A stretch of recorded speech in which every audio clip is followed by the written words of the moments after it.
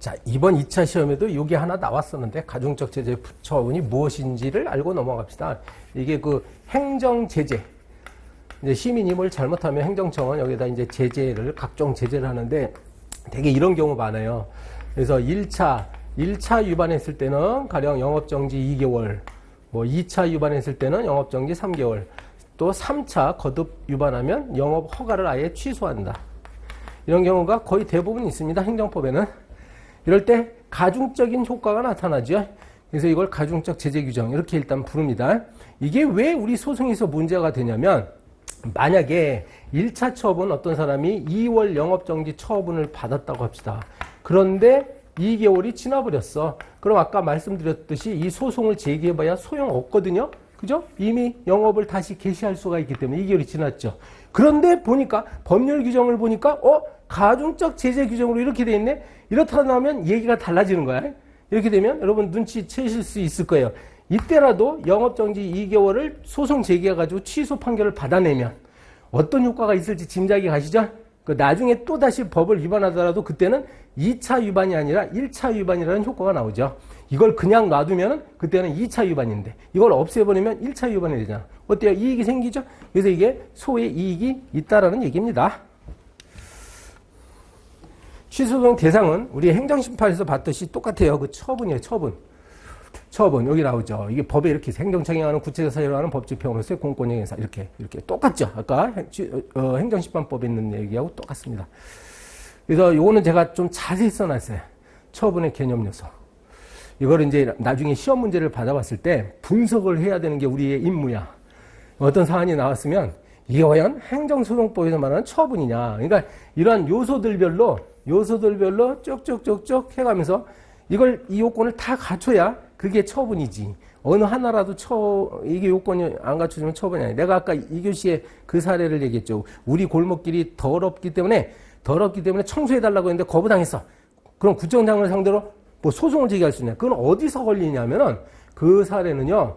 일단 공권력 행사, 바로 첫 번째 요건에서 걸려버리네.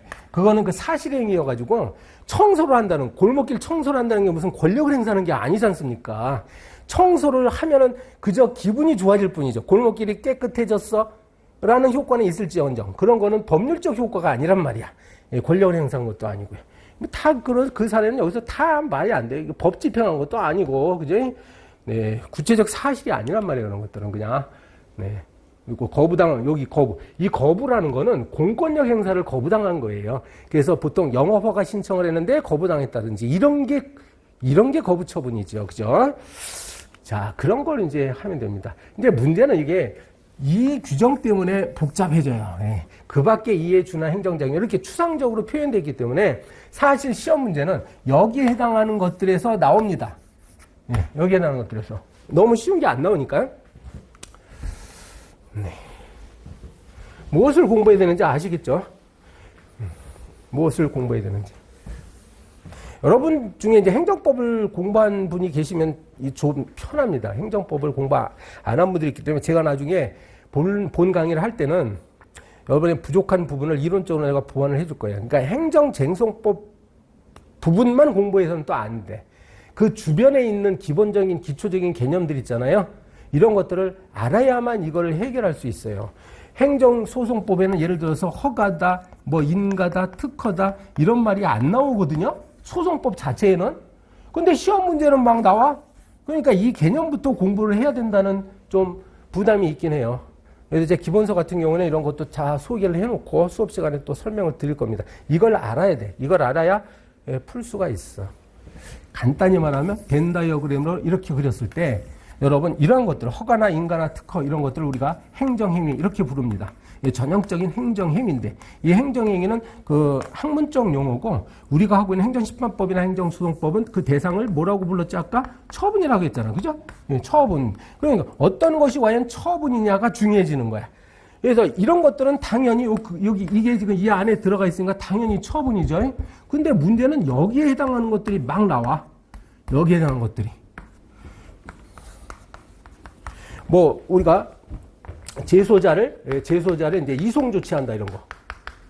그러니까 서울 구치소에 있던 애를 부산 구치소로 죄수를 이렇게 옮기는 거예요. 교도소를 옮길 때 이 사람이 뭔가 불이익해질 가능성이 있어요. 가족들이 다 서울에 있는데 나만 이제 부산으로 가니까 가족들이 날 면회하는 것도 힘들고 변호사를 만나기도 힘들고 뭔가 문제가 발생하죠. 과연 이럴 때 이 취소자 이송조치에 취소송을 제기해야 될까? 이게 문제가 되는데 과연 이 안에 있는 것이냐가 이걸 해석해야 된다니까.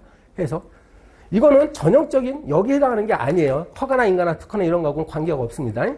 그러니까 이게 우리 공부하기가 약간 어려운 점이 여기에 해당하는 사례들이 좀 많아. 그리고 시험 문제도 거기에서 내겠죠. 그럴 때 어떻게 하는 거라고? 조금 전에 봤던 이러한 내용을 개념 요소를 가지고 분석해줘서 여기에 해당하면 돼요. 실제로 저 재소자 이송조치 사건은 우리 판례가 있어서 여기에 해당한다고 봤습니다. 그러니까 여기에 그 밖에 준한 행정장애로 봤어요. 저걸 통해 가지고 우리가 그 변호사를 만나지 못하고 가족 면회를 하기 어렵다는 거는 분명히 여기서 말하는 그 법적인 효과라고 봐요. 판례는. 그래서 충분히. 근데 아까 뭐 골목길 청소는 아무리 그 좋게 봐도 아니야. 여기에 해당하지 않습니다. 보세요. 내가 그래서 일단 제목만 써놨잖아. 가부터 차까지. 야, 이걸 지금 오늘 설명하고자 하는 게 목적이 아니라고. 알았어요? 이 내용은 이제 두고두고 공부할 거예요. 여기에 굉장히 어려운 부분이 많습니다. 이번에 이거 나왔다니까? 이번 시험에. 공고라고 나오는데 마찬가지예요. 고시 또는 공고 사건은 그럼 어떻게 처리할 거냐. 뭐 대상적 격을 바로 물어봤어. 공고가 나왔는데, 자, 공고를 대상으로 소송을 제기할 수 있냐? 이런 걸 문제를 낸다니까요. 그렇죠? 그럼 내년에는 그럼 어떤 게 또 나올지 모르는 거지. 네. 그래서 공부할 때, 뭐 아직 시간이 많으니까 여러분, 내년 시험 대비하신 분은 괜찮습니다. 잘 공부하면 돼요. 공부를 안 해서 그렇지. 공부를 안 해서 문제가 되는 거지, 뭐, 공부를 못 하는 게 아니다, 이게. 우리가. 자, 그 다음에, 대상적 격 중에 재결이 이게 우리 행정소송법 공부할 때 아주 또 잘 공부해둬야 됩니다. 그래서 오늘 그 구조만 말씀드리는데, 이게 이제 원처분, 원래 행정처분을 우리가 앞으로 원처분이라고 부릅니다. 이 재결과 구별해가지고. 내가 말이죠. 내가 어떤 영업정 처분을 받았어요. 지금 받았어. 그럼 나는 행정심판을 청구할 수 있는 거죠. 지금 오늘 공부했듯이 청구해서 내가 어떤 재결을 또 받았어요. 재결을 받았어. 자, 예를 들어서 5개월 받았다고 합시다. 영업정 처분 5개월.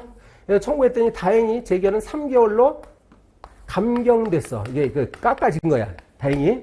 그런데 나는 요 3개월마저도 아직 불만이 있을 가능성이 있습니다. 그죠? 그러면 어디로 가요? 소송으로 갈 수밖에 없죠. 자, 그럴 때 우리 시험 문제는 뭘 물어보냐면 요 소송, 취소 소송에서의 대상은 뭐냐 이거야. 대상적 격. 무엇을 대상으로 해야 됩니까? 자, 후보자 1번, 2번 중에 한번 생각을 해봐요. 요 원처분이 3월 1일자에 있었고 여기 5월 1일자에 있었어. 그럼 첫 번째 5월 1일자 3개월 영업정지 처분이냐? 처분. 아니면 3월 1일자 5개월 영업정지 처분이냐. 선본도 있겠다. 3월 1일자 3개월 영업정지 처분이냐. 이게. 이런 거 이제 객관식 시험으로도 낼 수 있지만 우리는 이걸 사례화해가지고 물어봅니다. 정답은 의외로 이겁니다. 이게 좀 이상하죠? 이게 정답은 이거야. 아니, 5월 1일자가 아니라 이거는 새로운 처분으로 보지 않아요. 판례에 따르면 새로운 처분이 아니고 이걸 그냥 깎아준 것에 불과한 거니까 당초 처분은 여전히 있다고 보는 겁니다. 그래서 3월 1일자 처분이긴 한데 5월이 변경됐어요. 5월은 이미 없어졌다고. 없어졌으니까 5월을 대상으로 할 필요가 없죠. 지금 남아있는, 그러니까 문장으로 표현할 때 감경되고 남아있는 당초 처분, 감경되고 남아있는 원처분이 대상이 됩니다.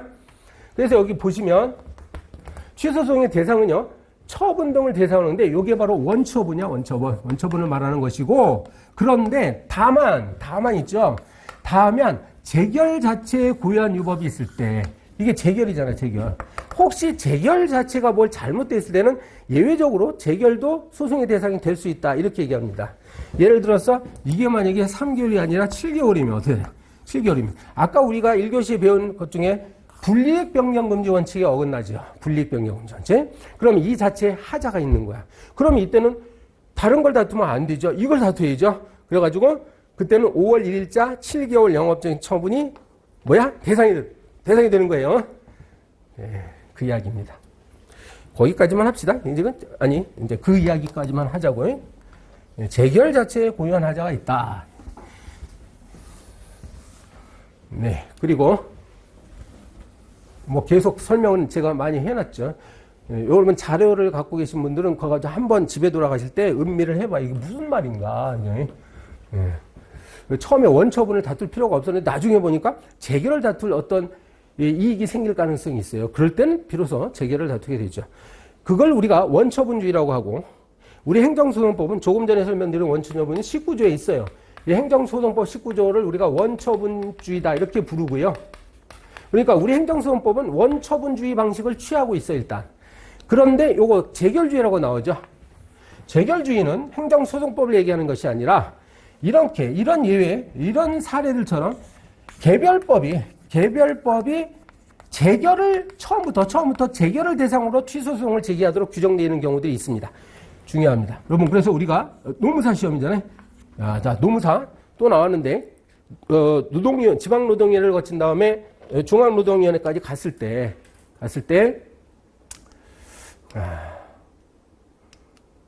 네. 그래서 중앙노동위원회가 이제 재심 판정을 하거든요. 재심 판정, 요게 재결이에요, 재결.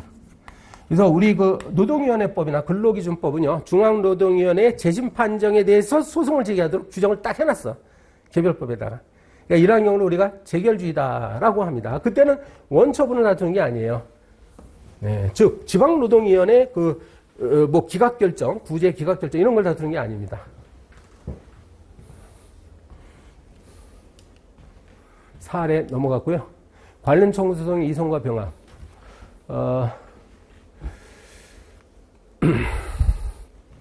여러분, 그 민사소송 얘기를 좀 잠깐 하면, 민사소송은요, 가령 갑하고 을이 있을 때, 갑이 옛날에 5천만 원을 빌려줬고, 5천만 원, 그 다음에 나중에 또 1억 원을 빌려줬어요. 그러면 이 사실은 사건이 두 개인데, 얘가 두 개를 다 갚고 있지 않아. 그럴 때 소송을 제기할 때, 이 5천만 원짜리하고, 그 다음에 1억 원짜리 있죠? 5천만 원짜리 1억 원짜리를 뭐 한다고 하냐? 병합 제기 가능합니다. 병합.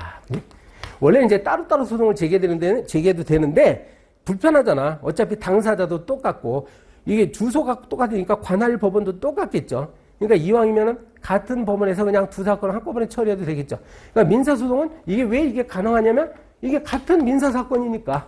그래서 관할도 공통이고, 그 소송 절차도 공통이고, 그러니까 충분히 이게 병합이 가능해요. 자, 행정소송으로 오겠습니다.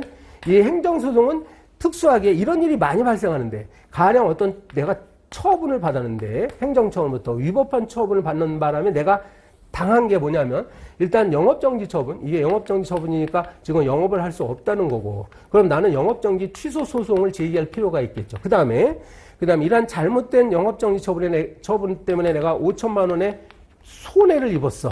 손해. 자, 그럼 여기에 대해서 손해배상 청구 소송을 제기해야 되는 경우가 있을 수 있겠죠. 자, 이러한 경우에 과연 병합이 가능할까요?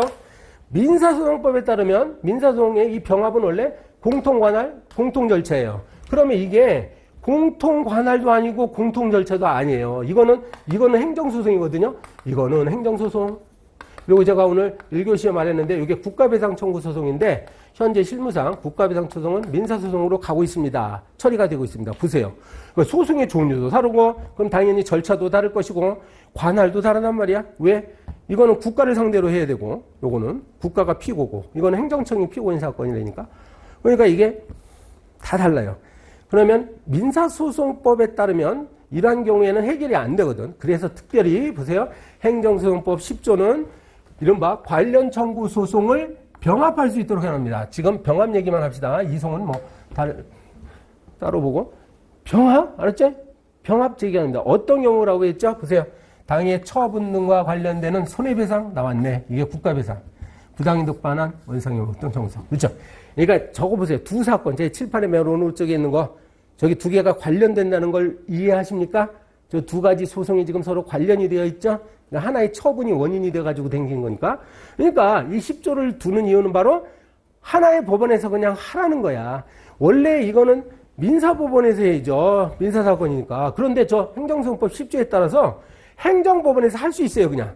요건 행정법원에서 하죠? 그럼 이거를 여기다 갖다 붙이라는 거예요, 이렇게. 병합이 가능합니다. 그럼 결과적으로 보면 민사사건을 행정법원에서 하는 꼴이네? 예, 이게 가능하도록 되어 있습니다. 중요한 조문이죠, 그러니까. 예, 여러 가지 재판의 편의성을 위해서 이런 규정을 뒀다라고 오늘 이해하시기 바랍니다. 이 병합제도가 있어요. 이송제도는 똑같은 원리인데, 저거는 이제 처음에 소송을 제기하거나 후발적으로 갖다 붙일 때 병합한다고 표현하는 거고, 이송이라는 건 어디서 다른 곳으로 보낸다는 의미겠죠? 이송, 보내는 거야. 그래서 두 소송이, 저 취소 소송하고 손해배상 청구 소송이 혹시 다른 법원에서 동시에 지금 재판이 진행 중에 있을 때, 그때도 마찬가지로 그러면 국가배상 청구 소송을 저 취소 소송이 진행되고 있는 법원 쪽으로 보내는 거예요, 이송. 그거는 이송이야.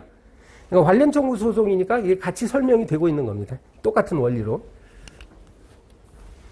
네. 행정심판 전치는요. 그래서 이거는 뭐 충분히 오늘 여러 번 말씀드렸네요. 1998년도 이후에 우리나라는 행정심판 재개를 거치지 않더라도 행정소송으로 막바로 갈 수 있도록 해놨습니다. 그 이야기가 여기 써 있어요. 그죠? 행정심판을 제기할 수 있는 경우에도 이를 거치지 아니하고 제기할 수 있다. 이게 원칙이죠. 그죠? 이게 임의주의라고 하는 거예요. 다만, 뭐라고? 여기 보면, 다만, 다른 법률에 혹시 그 행정심판의 재개를 거치지 아니하면 취소송을 제기할 수 없다는 규정이 있을 때는 그러하지 아니하다. 이 말은 행정심판 재개를 꼭 거치라는 얘기죠. 그래서 이 단서조문을 뭐라고 부르냐고? 우리가 예외적으로 필수적 전치주의 규정이다. 이렇게 부릅니다. 전치주의.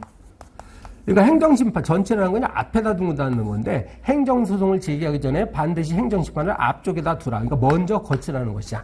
예, 개별법이 이렇게 규정하고 있으면 반드시 거치도록 되어 있습니다. 이 사례가 그렇게 많지는 않아요. 공무원 징계사건, 공무원 징계사건 같은 경우 그렇고요. 그 다음에 도로교통법 사건, 도로교통법.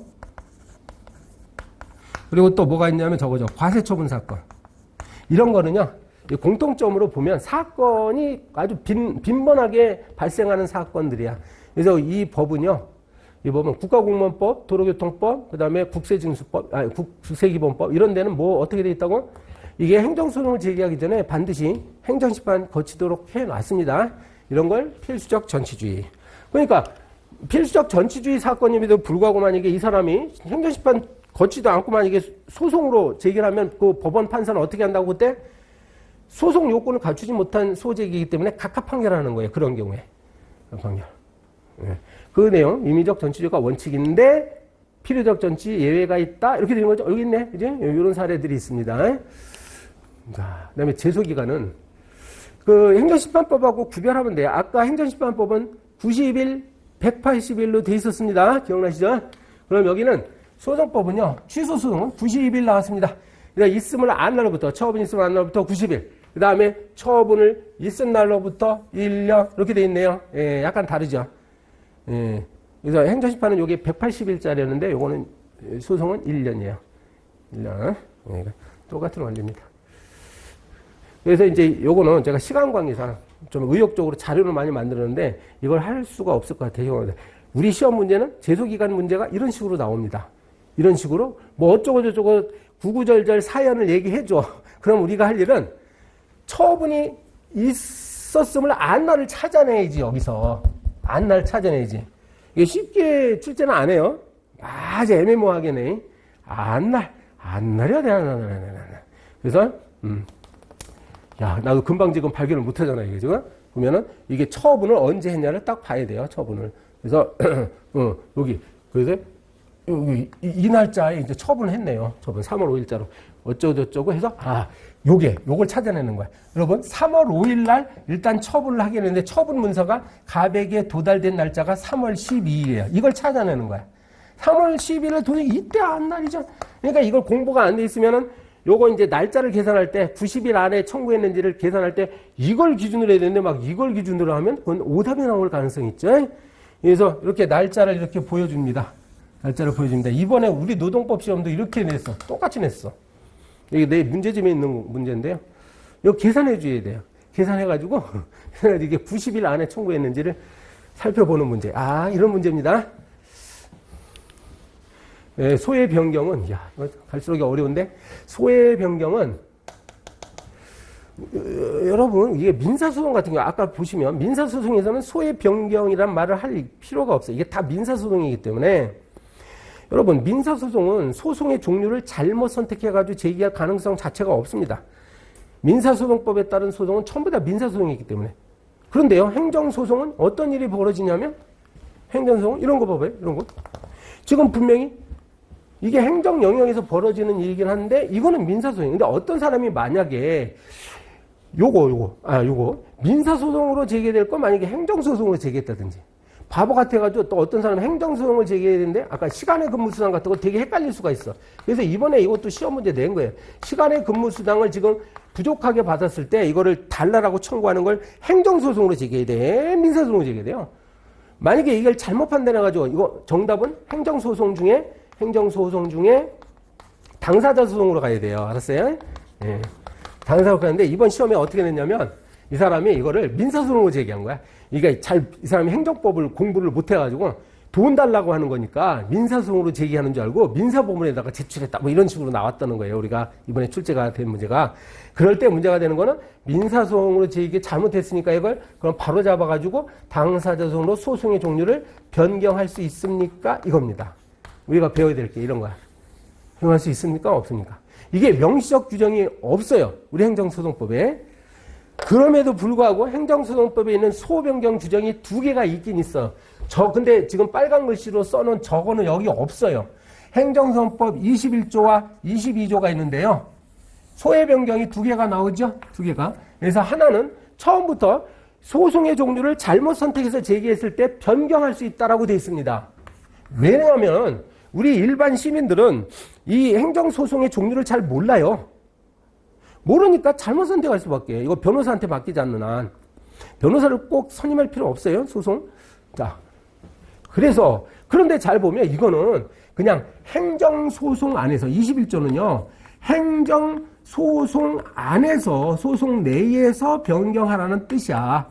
아까 우리가, 여러분 오늘 공부했으니까 행정소송의 종류 기억나시죠? 그치? 항고소송에 또 3가지가 있고 당사자 소송이 있단 말이야. 그러니까 항고소송과 당사자 소송 사이, 그 다음에 항고소송에 3가지가 있는데 그 3가지 걔네들끼리의 사이, 걔네들끼리는 얼마든지 변경이 가능해요. 그게 21조 1항이야. 됐죠? 그런데 이거 보라고. 지금 다시 보면 이거는 그게 아니죠. 이거는 행정소송끼리 변경하는 게 아니라 이건 민사소송이니까. 그래서 민사소송에서 행정소송, 행정소송과 민사소송을 서로 바꾸는 거 있잖아. 소의 종류를 바꾸는 거, 변경. 이거는 해석의 문제야, 해석. 할 수 있느냐, 없느냐. 알았죠? 할 수 있느냐, 없느냐. 그래서 이번에 시험에 나왔어요. 이게. 보세요. 이게 시험이 출제됐다고 오늘 저한테 얘기를 듣는데 전부 다 우리가 평소에 공부하는 범위 내에 다 있어. 이게 대부분 판례가 있어요. 그러니까 이때 이 시험 문제가 이렇게 나왔어요. 오늘 이번에 시험이 이 사람이 행정소송으로 제기해야 될 것을 서울중앙지방법원에 민사소송으로 제기했다. 그러면 서울중앙지방법원은 뭐 어떻게 이거를 뭐 판단해야 돼? 뭐 이런 취지의 문제가 나왔단 말이야.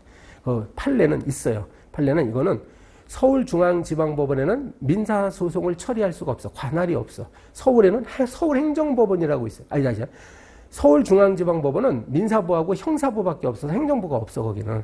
그런데 그러면 어떻게 하라고 했죠? 아까 서울에는 행정사건을 담당하는 법원이 서울행정법원이 있다고, 서초구에. 서울중앙지방법원은 저 대법원 바로 옆에 있는 거고, 저 양재역 옆에 가면은 서울행정법원이 있어. 정답은 그러면 서울행정법원으로 이송하는 거예요. 소를 변경해가지고. 그게 정답이었단 말이야. 자, 보세요. 이런 거는 법률의 규정이 없으니까 판례가 있다는 거죠. 판례. 예, 판례를 물어봤던 거고. 시험 문제 쉽게 나오면 뭐 법률에 있는 걸 그대로 내지만 이번에는 판례가 나왔습니다. 와. 그 다음에 이 주제는 뭔고 하뇨? 처분의 위법성 판단 기준 시점이라고 되어 있습니다. 자, 뒤에 뭐 설명은 되어 있지만 이 그림으로 간단히 처리를 하면 되겠어요. 이건 잘 보시면 돼요. 여러분, 이 사람이 이제 처분을 신청했습니다. 신청을 했고, 그러면 그 다음 단계로 뭔가 처분이 있는 시점이 있고, 혹시 이 처분이 위법하다 해서 이 사람이 소송을 제기하면 소송에 대한 판결이 있는 3개의 시점이 존재하죠. 3개의 시점. 그런데 문제는 이 법률이라는 게 A라는 어떤 법 조문이 있으면 이 법이 계속 이 시점에 따라서 개정될 가능성이 있어. 한 이때쯤 개정됐고, A-법으로 개정됐다고 합시다. 이때쯤. 그 다음에 이때쯤 또 개정이 되는데 A2-로 이렇게 법률이 개정됐다고 합시다. 뭔 말인지 알죠? A법이 A-법, A2-법 이런 식으로 개정돼 있어. 그러면 판결을 낼 때 법원으로서는 요 처분을 지금 다루는 거니까, 요 처분에 대한 소송이니까 요 처분의 위법성을 판단하는 시점이 뭐냐 그 말이에요. 그러면 어느 법률을 기준으로 해서 요 처분이 위법반지, 적법반지를 판단해야 될 것 같아요? 이거예요. 그래서 이제 두 가지 후보가 있네요. 지금 보면 요 처분을 한 당시에 존재했던 법은 A-법이죠. 그죠? A-법이 이렇게 적용됐죠. 그 다음에 판결할 당시에는 법이 바뀌었네. 이때는 A2-법이죠. 그러면 선택해. A-법을 적용해야 돼. 이 판결에. A2-법을 적용해야 돼. 이게 문제가 되는 거야. 그래서 이름하여 처분시설, 판결시설. 정답은 처분시설입니다. 예, 처분시설. 왜 그래? 처분시설. 판결은 비록 이때 하지만 이 판결이라는 거는 이 처분의 위법성을 따지는 판결이기 때문에 이 처분할 당시에 존재했던 법에 따라서 과연 행정청이 처분을 적법하게 했는지를 따지는 게 소송이잖아요. 그죠? 근데 처분시설이 정답입니다. 처분시설. 이 반대견해가 있긴 있는데 처분시설이 정답이에요. 이거는 재작년에 출제됐어, 우리 시험에. 보세요. 이 내용 써 있는 거예요. 학설은 보세요. 처분시설, 판결시설이잖아요. 왜 이런 일이 벌어진다고? 이 법률이라는 게 시간의 흐름에 따라서 계속 변동되고 있기 때문에 그렇습니다. 그래서 판례는 처분시설입니다. 와. 처분의 추가 변경, 사후 변경 이야기인데요. 이건 또 뭐냐? 자, 어떤 처분을 이 시점에서 행정청이 합니다. 그러니까 갑이라는 사람한테 처분할 때 항상 처분에는 사유가 있어요. 처분 사유가 A라고 합시다. 이렇고 저렇고 해서 뭐 영업정지 처분을 합니다. 이렇게. 예를 들어서 이게 뭐 미성년자한테 이제 술을 팔았어. 그래서 너 영업정지 처분, 이게 사유였어. 근데 이 사람이 이제 화가 나가지고 소송을 제기합니다. 소송을 제기하면 우리가 앞으로 이제 소송이 계속된다. 이렇게 표현하고요. 그러니까 재판이 계속 중이었어요. 그럴 때 행정청이 가만히 생각하니까 이거. 여러분 이 소송에서의 원고는 누구고 피고는 누구? 요게 갑한테 내려진 처분이라고 하면 이 갑이 원고고 피고는 행정청이죠. 그죠? 구청장이나 뭐 시장이나. 그러니까 원고가 피고를 상대로 소를 제기했더니 요 피고인 행정청이 잘 보니까 이게 아닌 것 같아. 나중에 보니까. 자기들이 잘못 판단했다고 생각하는 거야. 그래서 그러면 이제 소송에서 패소 판결 받잖아요. 질 것 같으니까 과연 이렇게 할 수 있느냐. 이거 소송 중에 이거를 처분 사유를 B 사유로 이렇게 살짝 바꿀 수 있습니까? 이겁니다. 바꾸는 건 변경. 그 다음에 A 사유는 그대로 놔둔 상태에서 A 사유도 계속 주정하고 추가적으로 B 사유를 이렇게 추가하는 경우도 있어. 그래서 이름하여 처분 사유의 추가 변경 논의가 여기 있습니다. 그러면 문제는 이걸 과연 허용하냐 이게. 피고가 이렇게 소송 계속 중에 새로운 처분 사유를 추가하는 걸 허용할까요? 법원은? 예. 여기에 대해서 학설이 뭐 극렬하게 대입하는데 판례는 제한적으로 허용합니다. 제한적으로. 그러면서 말을 하는 것이 이거 원칙적으로 허용하면 안 되거든요. 법칙행정의 원리상 함부로 허용하면 안 되는데 혹시 A 사유와 B 사유가 기본적 사실관계 동일성 범위 내에서 기본적 사실관계가 동일하면 그러면은 허용해 주겠다. 기본적 사실관계가 아예 다르면은 허용을 안 하겠다. 이게 판례 입장이야. 예를 들어서 이게 A 사유가 미성년한테 술 판 거였는데 B 사유가 뭐 시설에 어떤 하자가 있다. 그 식당에 시설에 하자가 있다. 그러면 보시면 사실관계가 뭔데? 사실관계가 이게 기본적으로 사실관계가 전혀 다른 이야기라는 얘기에 이게 이런 경우는 안 된다는 거예요. 허용 안 된다는 얘기. 예, 주제를 아시겠죠? 예, 매우 중요한 주제입니다. 그동안 제일 많이 출제됐던 주제 중에 하나입니다. 예. 서주변. 여기 보시면. 그죠? 여러분 자료를 한번 읽어보시고요. 제가 사례까지 거기다 써놨으니까요. 허용제 장단점도 있고요. 이걸 이해를 해야 돼요. 왜 이걸 가지고 문제를 하느냐. 그래서 좀 보세요. 맨에 있잖아요. 기본적 사실과 동일성 여부가 문제됩니다. 그리고 이거는 설사 기본적 사실관계가 동일하다고 아무거나 하는 게 아니라 그것도 그 새로 추가해야 되는 B 사유가 처분 당시에, 영업정지 처분 당시에도 존재했던 사실이어야 돼. 뭐 이런 한계가 있어요. 그리고 사실심 변론 종결 시 이전해야 된다. 이게 2심을 말합니다, 여러분. 사실심 변론 종결 시는 고등법원 2심 판결을 말하고요. 그래서 취소 판결의 효력 나왔습니다. 이거 아까 행정심판 파트에서는 내가 생략했던 거예요. 우리가 소송 파트에 가서 다시 나오기 때문에 그때 설명드리겠습니다 했는데 지금 시점에서 보니까 여전히 막 시간이 좀 급하네. 내년에는 한 5시간 해야 되겠어. 자, 보면 기판력을 보시면 야, 이거 사실 여기 중요한 여러분 이 파트 지금부터 하는 거 있잖아요. 취소소송의 판결. 사실은 이게 제일 중요해요. 이게 그러니까 지금까지 막 열심히 달려온 이유가 뭐라고? 이것 때문에 그래. 이것 때문에 그래. 이게 중요하다는 것만 알고 들어 하시는 것도 훌륭한 거야, 사실은. 오늘. 이게 간단히 설명될 수는 없고요. 자, 그래도 제가 힘을 다해가지고 여러분 머리에 기억에 남도록 내가 딱 해줘. 효력이 몇 가지가 있는데 구별은 잘해야 돼, 일단 개념적으로. 뭐냐, 기판력이라는 건 여기 보세요. 잘 보면 이 행정소송의 특징이 이거야. 취소 소송을 제기했어요. 이걸 우리가 앞으로 전소라고 할 거야. 앞전자 써가지고 전소. 어떤 사람이 행정청을 상대로 취소 소송 제기했습니다. 그래서 예를 들어서 뭐 인용 판결이 나올 수도 있고, 그 다음에 뭐 기각 판결이 나올 수도 있는 거야. 그런데 취소 소송과 관계없이 우리는 무슨 소송을 또 제기할 수 있다고 했죠? 행정 영역에서 국가배상 소송. 그죠? 예. 그러니까 행정청의 어떤 잘못된 처분에 의해서 나는 취소 소송 제기할 수도 있고, 그 다음에 금전적으로 국가배상 청구소송을 제기할 수도 있습니다. 그래서 이거를 후수다 이렇게 이름을 붙여놓고 딱 보면 여기에서 뭔가 판결이 났죠. 여러분, 인용 판결이라는 얘기는 무슨 말이야? 처분이 위법하다는 뜻이에요. 그죠? 요 처분. 여기 이제 처분이 있었잖아. 처분에 대해서 취소송 제기했는데 인용 판결 처분이. 요거는 기각 판결이 났다는 얘기는 처분이 적법하다는 거죠. 그렇죠? 그런데 판결이 확정된 거야. 판결이 확정됐어. 근데 국가배상 청구소송을 또 제기합니다. 여러분 국가배상법을 지금 안 배워서 그런데 국가배상법 제2조에 보면 2조의 요건이요. 행정청이 공무원이 직무를 수행하면서 뭐 고의 또는 과실로 법을 위반하여 이런 표현하여 위법하게. 그래서 손해를 가했을 때 국가배상법에서는 이런 게 중요하고. 근데 여기 위법 있잖아요. 위법이 있고 여기도 위법이 있죠. 위법하다, 적법하다. 이것도 위법. 뭐가 위법하다는 거야 지금? 요 처분이 문제가 돼가지고 국가배상 소송 제기한 거니까 이 처분이 위법하냐 그 뜻이에요. 그죠? 예. 이 사람이 요 처분 때문에 내가 피해를 받았다고 하면서 국가배상 소송 제기했잖아요. 그러니까 여기서 말하는 위법은 요 처분을 말하는 거야. 요 처분이 위법하냐. 그러니까 같은 처분을 가지고 취소 소송에서 위법 여부를 판단했죠, 이미. 그런데 또다시 후소에서 그 처분의 위법성 판단이 또 나와요. 또 나와. 그럴 때 기판력이 문제가 되는 거야. 같은 처분을 가지고 이미 국가기관인 법원이 판단을 했는데 혹시 이 판단과 다른 판단을 국가배상 소송을 맡은 법원에서 할 수 있을까 없을까? 이게 기판력의 문제예요.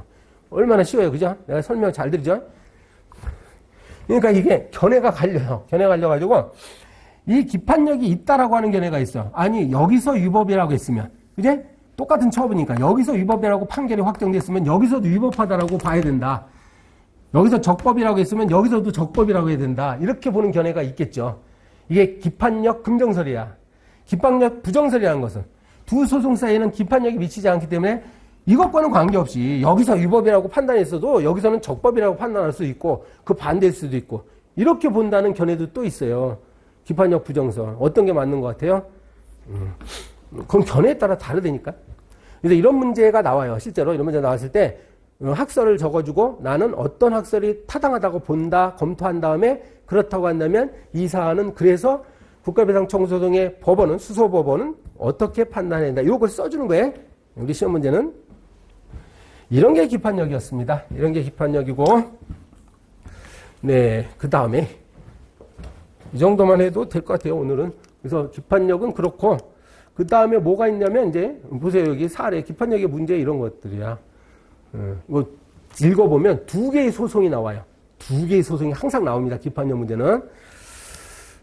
그 다음에 형성력은 간단한 건데 그 판결의 취지에 따라 법률관계 발생 변경 소멸을 가져오는 력. 대표적인 게 그 취소 판결을 말해요. 취소 판결은 형성력이 있어요. 영업정지 처분을 받았는데 내가 취소를 받았다는 얘기는 뭐라고? 영업정지 처분의 효력이 소멸하는 거잖아. 그죠? 소멸. 여기에 해당합니다. 그래서 이런 경우를 형성력이 있다 이렇게 표현해요. 예, 인용 판결은 이렇게 형성력이 있습니다. 보세요. 그래서 처분청의 취소를 기다릴 것 없이 당연이라는 표현. 이런 것이 중요한 거예요. 여러분, 영업정지 처분을 내가 판결을 받았어. 취소 판결을 딱 받는 순간 바로 그 날짜로에 보세요. 지금 어느 날 오후 2시에 법원에서 내가 영업정지 처분 취소 판결을 받았다고 합시다. 그럼 언제부터 영업할 수 있다? 바로 1초 후부터. 알았어요? 바로 집에 있는 마누라한테 전화해가지고 여보 나 승소 판결 받았어. 그럼 즉시 마누라는 영업할 수 있습니다. 이게 뭐라고? 이게 형성예래니까? 아까 뭐라고 됐어요? 행정청에 처분청에 취소를 기다릴 것 없이 당연히. 이게 당연히. 그러니까 이 말은요. 그 처음에 영업정지 처분했던 행정기관이 나한테 별도로 또 뭐 영업정지 처분을 취소합니다. 박 선생님 축하드립니다. 이런 말을 할 필요도 없어. 예, 별도의 조치가 필요 없어요. 이런 걸 형성력이다 이렇게 얘기합니다. 기속력이 또 중요한데 기속력은 잘 보면 여기 있네요. 그래서 30조 이게 행정심판법에도 있어요. 취소하는 확정 판결, 취소 판결에만 또 기속력이 발생합니다. 취소, 인용 판결에만. 그러면 당사자인 행정청과 그 밖의 관계행청을 기속한다. 이게 맞죠? 그래서 또 2항도 있죠. 그 취소된 처분이 당사의 신청 사건이야. 신청을 했는데 거부당했어. 그래서 내가 화가 나니까 취소소송을 제기한 거죠. 취소송을 제기해서 내가 이겼어. 그러면 행정청은 판결의 취지에 따라 다시 이전의 신청에 대한 처분해야 돼. 무슨 말인지 알겠어요? 내가 영업허가 신청했다고. 내가 허가를 딱 신청했는데 거부당했어. 건축 거부당했어. 딱 거부. 그럼 내가 화가 나니까 소를 제기했겠죠. 여기 취소소송을 제기한 거야. 취소송을 딱 제기했는데 취소 판결을 받아냈어. 여러분, 이 취소 판결은 뭘 취소한 거라고? 이게 처분이거든요, 이거? 거부 처분이라고. 거부 처분을 취소한다는 판결이 나왔다는 얘기예요. 그럼 여기에는 기속력이라는 게 발생하는데, 그럼 행정청은 어떻게 하라는 얘기야? 어떻게? 판결의 취지에 따라 하라는 얘기는 이게 위법하다는 것이 확정됐으니까 처음으로 다시 돌아가서 이게 바로 뭐라고? 이전의 신청이라고 나오죠. 이전의 신청. 이게 이거야. 이전의 신청에 따라서 다시 처분을 해야 된다. 이 말이야. 그러니까 거부 처분은 지금 없어졌죠. 아까 취소 판결에 따라서 형성력이 발생했으니까 이거 없어졌죠. 없어졌어? 그러면 이 시점으로 돌아가야지. 그죠? 그래서 다시 검토하는 얘기야. 이 행정청이 지금 잘못 판단해가지고 거부 처분을 했다라고 밝혀졌으니까 처음으로 다시 돌아가가지고 다시 해야 됩니다. 근데 이제 다시 한다는 기속력의 의미가 또 복잡해요. 이게 무슨 말이냐, 이거 무슨 말이냐. 다시 하라는 얘기가 뭐냐, 이거. 그래서 여기에 해당하는 것이 다시 한다는 말의 뜻. 그러니까 기속력의 뜻이 뭐냐 했을 때, 기속력의 뜻이, 자, 여기 있습니다. 기속력이라는 건 세 가지가 있다. 반복 금지 의무. 그러니까 이거는 안 그릴게요. 잘 들어보세요. 내가 식당 주인인데 미성년자한테 어느 날 술을 팔았다는 이유로 영업정지 처분 받았어.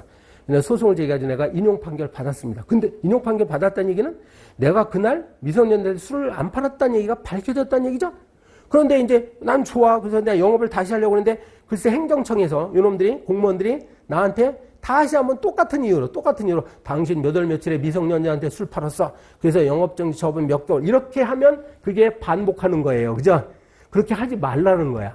반복 금지. 너무나 쉽죠. 네. 그러니까 행정청이 진 게임인데 패소 판결인데 자기가 잘못했던 오류를 반복하지 말라는 얘기죠. 이 반복 금지 의무는 그래서 지금 말씀드린 영업정지 처분 같은 이런 적극적 제재 처분에서 나타날 수 있는 효력이에요. 그러니까 영업정지 처분이 취소가 되기 때문에 동일한 이유로 다시 똑같은 영업정지 처분을 반복하지 말라는 거예요. 쉽죠. 근데 재처분은 두 번째 기속력의 의미 중에 재처분 의무는요. 이거는 뭐냐면 이건 신청 사건에서 나오는 거야. 내가 신청을 했더니 행정청이 거부를 하거나 뭐 부작위를 한다는 얘기죠. 지금 우리가 취소 소송하고 있는 중이니까 이게 주로 이제 해당이 돼요.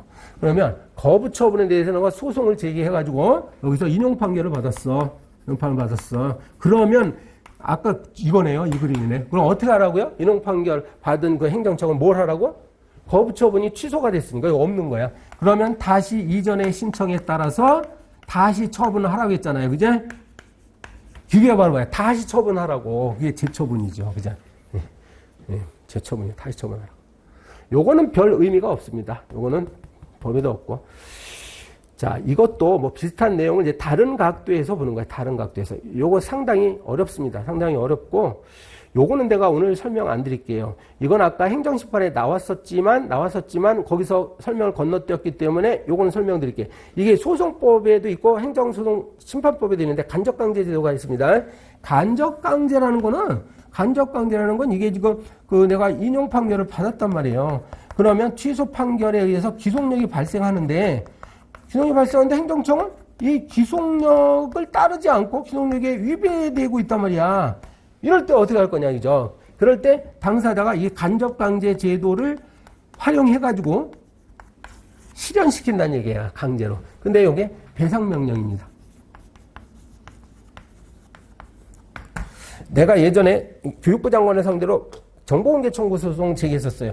정보공개 청구를 처음에 교육부 장관한테 했더니 비공개 결정했네. 실제로 저한테. 그래서 내가 소송 제기했습니다. 취소소송 딱 제기했습니다. 뭐라고? 취소소송. 그러니까 비공개 결정을 취소해달라. 근데 이겼어요. 내가 실제로. 이겼어요. 그런데 얘네들이 한 3개월이 지나도록 계속 비공개를 하는 거야. 내가 이겼는데. 교육부에서. 그럴 때 내가 어떻게 할 수 있다고요? 간접강제 신청을 법원에다 신청하는 거예요. 판사님, 이놈들이 말해요. 자기들 이제 패소 판결 받았는데 아직 나한테 공개를 안 하고 있습니다. 그러면 법원에서 이 교육부한테, 행정청한테 배상명령 내려요. 아니면 이행할 때까지 너 하루에 50만 원씩 박희준한테 줘라. 이런 식으로 하는 게 간접강제입니다. 근데 사실은 요때 내가 이렇게 안 하고, 내가 좀 경솔했어. 이렇게 했어야 되는데, 너무 화가 나가지고 전화 걸어서 담당자한테 막 그냥 XX 같은 뭐 해가지고 막 해버렸어요. 너무 화가 나가지고. 그러니까 그 다음 주에 공개해 주더라고요. 내가 그러지 말고 이쪽으로 가서 또 한번 괴롭혔어야 되는데. 자, 뭐 거의 된 것 같아요. 지금 보면. 이 판결의 불복. 네, 거의 됐습니다. 그래서 이제 판결은 우리가 이제 항소, 상고 있어요. 아까 말씀드렸죠. 1심 판결에 불복하는 걸 항소, 2심 판결에 불복해서 대법원까지 가는 걸 상고한다. 이렇게 있고 두 가지 말을 합한 말이 상소입니다. 상소라고 해요. 이건 소송 과정에서는 이거 둘 다 패소한 쪽에서 패소한 쪽에서 하는 거니까 행정청도 할 수가 있는 거예요. 행정청도 항소, 상고. 행정심판에서는 그렇게 못한다고 했죠. 제3자에 의한 재심 청구가 남았는데 이게 보면 제3자가 왜 또 지금 이거는 판결이 확정됐어요. 지금 처분동을 취소하는 판결이 확정됐는데 나중에 보니까 이 제3자가 자기에게 책임이 없는 사유로 소송에 참가하지 못하면서 아까 소송 참가 배웠죠? 소송 참가. 이 소송 참가를 했더라면 지금 보세요. 지금 이 갑이라는 사람하고 행정청하고 지금 얘네들 간에 소송이 있었어. 근데 이 소송이 이미 판결이 났어요. 나버렸어. 근데 알고 보니까 여기 있던 제3자가 원래는 이 소송 과정에 이렇게 참가할 수 있었거든요. 근데 어떤 이유로 참가를 안 하는 바람에, 그러니까 참가를 했었더라면 소송에 뛰어들어가지고 자기한테 유리한 판결이 나오도록 이렇게 도와줬을 텐데 참가를 안 했던 거야. 참가를 안 하고 나중에 이 판결이 났다는 사실을 안 다음에 이 판결을 다시 해주세요. 다시 재판해 주세요라고 예외적으로 청구할 수 있는 제도가 있어요. 제3자가. 그래서 재심 청구라고 합니다. 이거 판결은 숭고한 건데 판결을 뒤집는 거를 당사자도 아니고 제3자한테 시킨다는 건 대단히 이례적인 제도거든요. 이런 걸 함부로 인정하면 안 돼요, 사실은. 그래서 굉장히 요건이 엄격합니다. 우리 법은 말하기를 이 소송에 참가하지 못한 이유가 본인에게 귀책 사유가 있으면 안 돼. 그래서 자기에게 책임이 없는 사유여야 돼요. 없는 사유. 그러니까 재판이 뻔히 열리고 있다는 사실을 알면서도 참가를 일부러 안 했어? 이런 거는 봐줄 수가 없습니다. 그리고 얘 판결의 결과에 따라서 결국은 공격 방어 방법을 제출하지 못할 때, 이럴 때 재심 제도를 활용하는 제도가 있어요. 그러니까 참고로 이거는 민사소송법에는 없는 제도입니다. 행정사건이 이게 제3자와 관련이 있기 때문에. 여러분, 민사소송은 채권자와 채무자 간의 당사자끼리의 재판이에요, 민사소송은. 그죠? 근데 이제 행정소송은 다른 사람에게 영향을 미칠 가능성이 있기 때문에 이런 제도를 둔 거예요, 제3자. 네, 어이구. 끝이네? 여기가 끝이네. 제가 여기까지 한 건 바로 취소 소송만 했습니다. 사실은 교재상으로 보면 여기서 조금 더 나가요. 그게 뭔지 알아요? 취소 소송이 끝났잖아요. 그 다음에 뭐가 나오겠어요? 무효확인 소송, 그 다음에 부작위 위법 확인 소송이 나올 거고 당사자 소송, 민중소송, 기관소송이 아직 남긴 남았어. 그런데 거의 다 설명이 된 거예요. 교재의 한 90%는 다 된 거예요. 왜 그렇다고? 우리 행정소송법은 취소 소송 중심으로 이렇게 설명이 되고 있습니다. 그걸 가지고 다른 소송에다가는 이걸 준용하느냐 마느냐 뭐 그 정도야. 그러니까 지금 오늘 이거 뭐 맛보기 시간이기 때문에 일단 큰 줄거리를 제가 잡아드린 겁니다. 이 정도요. 잘 집중을 하셨으면 도움이 될 거예요, 분명히. 이렇게 행정소송법에서 나올 수 있는 주요한 주제들을 이렇게 눈으로 훑어본 거예요. 알겠죠? 이걸 아는 것이 굉장히 중요합니다. 빠른 속도로 봤기 때문에 여러분, 아, 행정소송법은 이런 거구나. 행정심판은 이런 거구나. 충분히 아셨으리라고 믿고요. 네. 앞으로가 문제죠. 네, 여러분 포기하지 마시고 꿈과 희망을 가지고 계속 공부 좀 잘 하셨으면 좋겠어요. 제가 여러분보다는 나이가 조금 많죠?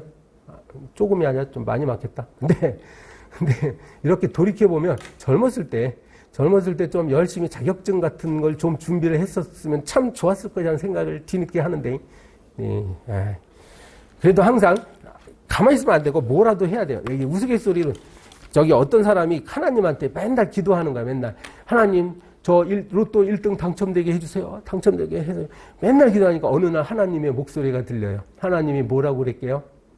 얘야 복권부터 사거라. 이 말은 아무튼 가만히 있으면 아무 일도 안 일어납니다. 막 여러분 막 부딪혀 봐가지고 해보시면 돼요. 그래서 방향을 잡기 바랍니다. 네, 오늘 여러분 고생 많으셨습니다. 감사합니다. 이상 마치겠습니다.